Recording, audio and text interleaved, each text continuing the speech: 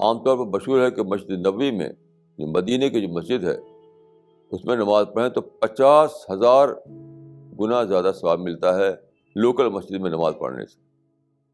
رسول اللہ کے زمانے کا واقعہ ہے، آپ جب زندہ موجود تھے تو مدینے کی مسجد میں آپ موجود تھے، وہاں پر بیٹھے ہوئے تھے۔ ایک شخص آتا ہے اسی مسجد میں جس کو ہم سمجھتے ہیں کہ 50,000 گنا زیادہ ثواب ہے، اس میں نماز پڑھتا ہے۔ وہ غالباً 2 رکعت نماز پڑھی ہوگی اس نے، آپ نے دیکھا اس کو، آپ دیکھ رہے تھے، تو نماز پڑھ کر وہ آپ کے پاس آتا ہے کہ آپ کے پاس بیٹھ کر کے کچھ آپ کی باتیں سنے، تو آپ کیا فرماتے ہیں؟ ارجع فصلی فإنک لم تصلی، جاؤ پھر سے نماز پڑھو کیونکہ تم نے نماز نہیں پڑھی۔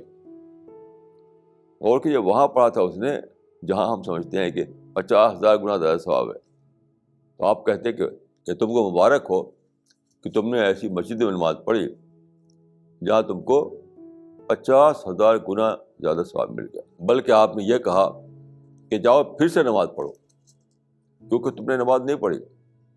اس سے اندازہ ہوتا ہے کہ نماز کچھ ریچولس کو دہرانے کا نام نہیں ہے، کچھ شبدوں کو دہرانے کا نام نہیں ہے، کسی لپ سروس کا نام نہیں ہے۔ نماز ایک گہری حقیقت کا نام ہے۔